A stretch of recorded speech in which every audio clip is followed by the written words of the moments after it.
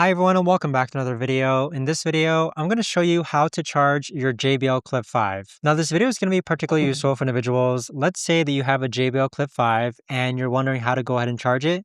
How do you actually go ahead about doing so? Now this video is going to be short, sweet, and simple guys. There's not going to be a lot of steps involved. Now, in order to do this, what you're first going to do is grab your JBL Clip 5, and then you want to go ahead and grab a Type-C wire. So what that looks like is it's the bigger wire that's included with your JBL Clip 5. So this is what it looks like. It's a Type-C cable.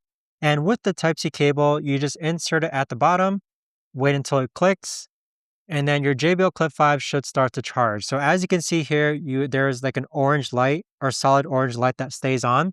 That indicates that your JBL Clip 5 is currently charging. But there you have it, guys. That right there is the best and easiest way that I know of to actually go ahead and charge your JBL Clip 5. If you guys know of a better or easier way to actually do this, let me know in the comments down below. I would love to know.